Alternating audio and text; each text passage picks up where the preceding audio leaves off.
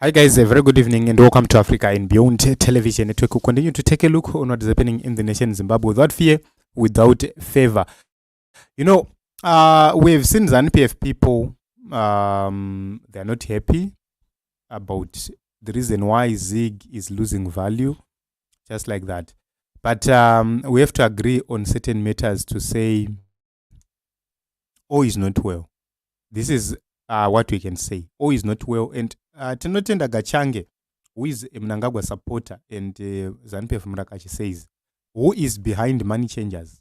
Money changers are reversing the financial gains and efforts done by the monetary authorities. They are doing their businesses freely as if there's no law in Zim. Visit Blawayo, Trade Gold in Machipisa Shopping Center in Harare and see for yourselves. So I'm going to address this whole issue and touch critical issues right here. The issue is not about money changers. Money changers thrive because of the illegality which is there in Zimbabwe, which they do not create. These are people who are taking advantage of what has been created by ZANU PF itself. So ZANU PF people, as long as they do not understand this reality, then that problem will persist. Number one, the monetary policy itself is prohibitive. The monetary policy itself is forcing people to continue to use the black market. The reality of the matter is that there is no gold to back up the currency which they provided. The gold which they claim to be there is not there. If it's there, then there is some crooked issues happening at the RBZ and the banks then. So you will see that you cannot blame a man who is walking in the streets of Harare, who is simply using the avenues available to earn a living. You must blame the policymakers who are failing to do the rightful thing. You know, a currency cannot be forced upon the people. A currency must be defended by what gives it value. Number one, there must be confidence. Confidence itself can give a currency value. I have been saying, give a man who is trusted by the people of Zimbabwe power. He will not do anything to restore value on our currency. It will happen because the people will start to have confidence in that man. All they will need is for that man to tell the people if that currency will continue to exist or not. If Nelson Chamisa gets into power today, he will simply declare whether the ZiG is going to stay or is going to be replaced by another currency. That declaration will stand because, the confidence of the people will make it work. Number two, appointment of people who know what needs to be done, and we will do what needs to be done. There are two things. Knowledge and action, they must work hand in hand, which means you are going to have governors, ministers of finance, who are going to implement policies or to create policies and implement them, which are viable. So all those issues must be put in place. And also there must be honesty, there must be no people who will be working to enrich themselves. As long as you have people who are not serious, you have people who are looking forward to enrich themselves, then you have a problem. Petronella, how are you? Thank you very much for coming this evening. And I'm well. I hope everybody right here is okay. So this question which is being asked by ZANU PF people and them accusing money changers, this is being dishonest because you have to blame Emerson Mnangagwa, you have to blame Mthuli Ncube, you have to blame John Mshayaban, who is the new governor who replaced John Mangojika. Vana John the second has failed like John the first. So this whole issue does not need sangomas, does not need prayers. It just needs people who are serious about building an economy.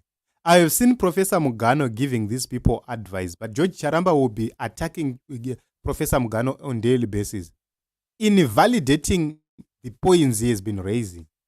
So how do you expect it to rise when you do not listen to advice, to counsel? How are you going to get knowledge when you are only listening to people anenge vachikuomberera maoko vachiti mbinga mdhara, that is the problem which we have in Zimbabwe. So ZiG is losing value, and ZANU PF is under fire. They are under pressure. They are trying by all means possible to maintain brave faces, but they failed. They are failing. ZiG is not going to survive any longer. This is a reality, and there is nothing ZANU PF people can do about it. The only thing is to make sure that they bring back what is called a legal practice, not this criminal activity or criminal practice which are they doing. There must be a law which is followed by everyone, starting by those in government, starting by those at the top. These are the people who must start embracing the constitution, embracing the laws, embracing the economy itself. So I'm going to explain the major reasons why ZiG is failing. Number one, contractors are paid in ZiG, which is the local currency. But what they do is they are tripling.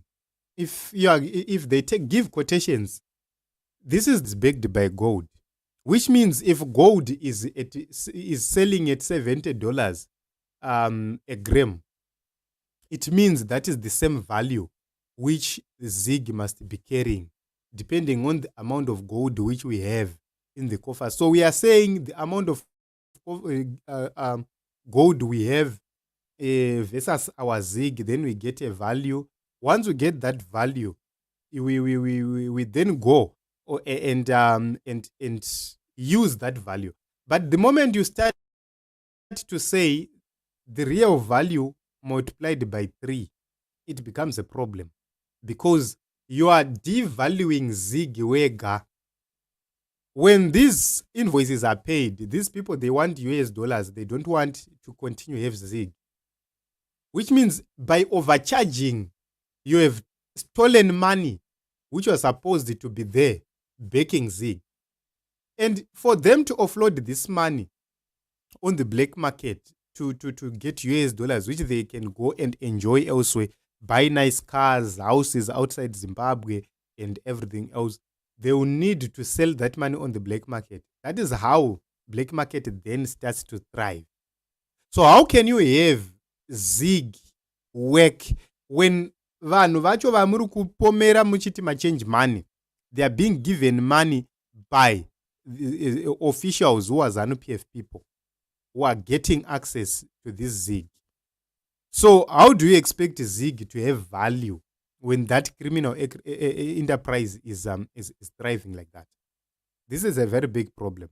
So as Zimbabweans, we need to understand that ZANU PF has failed. They are actually giving others a problem. We have what is called financial intelligence unit. Financial intelligence unit is there to help the RBZ maintain law and order.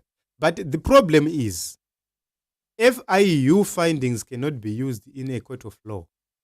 This is about Zimbabwe.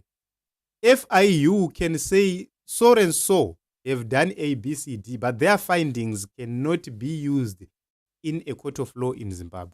It's because of the law is very weak. And the criminals are the same politicians which we have and their families, which means they will never bring a law which is going to make the FIU findings work in the nation of Zimbabwe. For example, if you look at Wikinochivayo, the reason why ZAC is not going after Wikinochivayo is because he didn't sign any of the contracts. Which means if he didn't sign any of the contracts, the only available evidence is the audio which he made. Once they are authenticated, then they can be dealt with. But most importantly is the FIU do its findings, bring its findings. And when it brings its findings, then the companies involved must be brought to book. Those companies are the ones who are supposed to bring Their secret agreements with Wikinochivayo. That is how Wikinochivayo can be brought before the law. So, even if that is done, the investigations are done by the FIU and they get a report, it can't be used in the courts of Zimbabwe. This is what they will tell you. They will tell you, okay, we have heard you, but you cannot. So the major question is, what is the purpose of FIU when the prosecution is saying the findings cannot be used in the court of law? So, Team Zimbabwe, this is very, very, very terrifying. If you take a look on how these people have been thriving through corruption, plunder, misuse, then you'd wonder how they expect to see ZiG getting value. Iro ZiG racho ukatongoritarisa rega. Personally, wakangoritarisa ZiG racho. Here's the picture of the ZiG. Hauna kwawasvika, hauna kwawaenda. Is this money, guys? Honestly, is this money? Take a look on the South African rand. Take a look on a pula, on a kwacha, on a yen from China. Take a look on the Russian currency. Take a look on the United States dollar, the pound. That is money. Guys, take a look on money from Dubai, the United Arab Emirates. Guys, if you take a look onto that money, I have seen that money once. Guys, nyika ine mari yakanaka zvayo. Bepa racho chete. It's quite different from any other. Maybe I'll need to take some pictures if I get into possession of that money, so that you see it for yourself. I'll take some pictures and I'll post them so that you see marichi.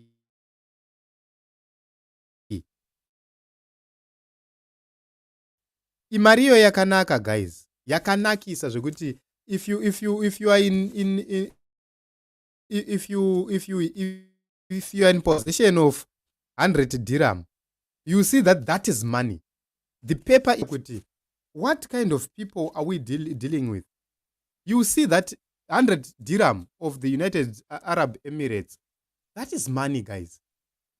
100 rand from South Africa. That is money, guys.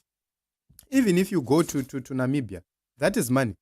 So if you have 50 dirhams, you see that is money. The paper itself, it speaks. The paper we have right here in Zimbabwe does not speak to any value. This is not money, guys. ZANU PF people will never accept this reality and this truth. They will rush to arrest you. Pane rimwe bepa randakamboona riri kushandiswa also kuUAE yavanoti ivo 5 dirham. Guys, that is the best paper I have seen so far. That paper, I think it's a new paper of 5 dirhams. Guys, that money. I think you need to look for that money and have it one of the days. One of the problems is I do not know if the situation has changed. Go into our local banks with dirhams. They won't accept them. I saw it happening in one of the institutions right here in Zimbabwe. Go into Zimbabwean banks with the dirhams. They will not accept them. That is a clear indication of a country which does not function. How do you fail to accept monies from other countries which you trade with? Zimbabwe trades with United Arab Emirates, which means they need money of that country. You cannot rely on making payments in US dollars only. The more you have rands here in South Africa, you can make payments to South Africa, to South African companies. The more you have dirhams, you can make payments to United Arab Emirates countries. The more you have Chinese yuan, you can make payments to China. That is how you balance off your trades. You don't just need to use United States dollars alone. You need reserves of other countries you trade with, mostly the countries you trade with. That is how you must make things function. But that is not happening in the nation of Zimbabwe. That is a problem. So this is Team Zimbabwe. Team ZANU PF is wondering why and how their currency is failing. But this man is embarrassing. It's embarrassing. I have never seen the people of Zimbabwe so embarrassed to use such a currency like that. Money which can't buy fuel, money which can't pay passport fees is not money. No matter how you try to force it on us, that is not money. So, Conrad, thank you very much for coming. He says ZiG is not money. It's a token meant for ease of transactions. It doesn't carry any real value. So, what Conrad is saying, then we can simply say, if this is simply something which is carrying value on behalf of something, it means we don't have gold. That is the conclusion we can make there. It means we do not have gold, because if we had gold, we were going to have an advantage. But because we do not have gold, that is the reason why you see nobody does have pressure to have ZiG. So ZiG is fake money. This is Josia. Thank you very much, Josia. SK, and the money for robbery and thieves will never work. Gomera, thank you very much for coming as well. You can see tichasvikarini tichingoita analyze my problems until the use rise. We'll talk until 2020 and beyond.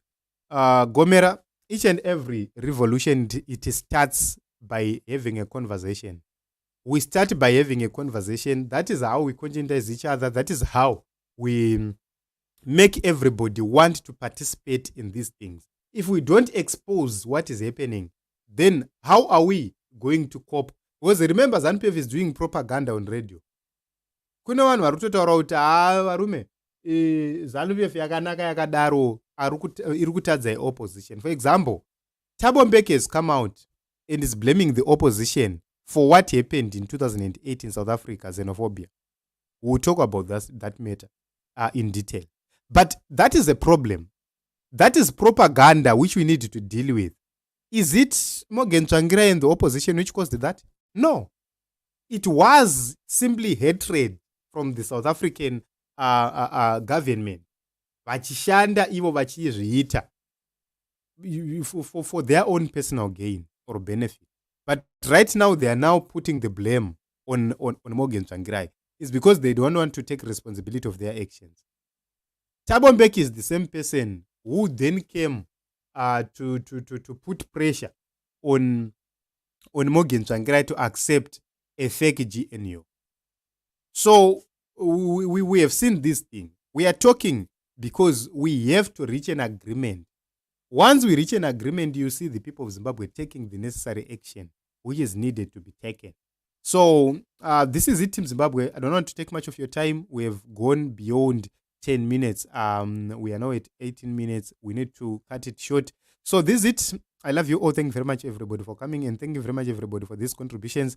I love you all. And continue supporting us. Continue to come live right here on Africa and Beyond Television Network. So I hope and believe that we'll be able to continue with live updates as usual. And I hope that our network is going to continue permitting us. Thank you very much, everybody, for coming.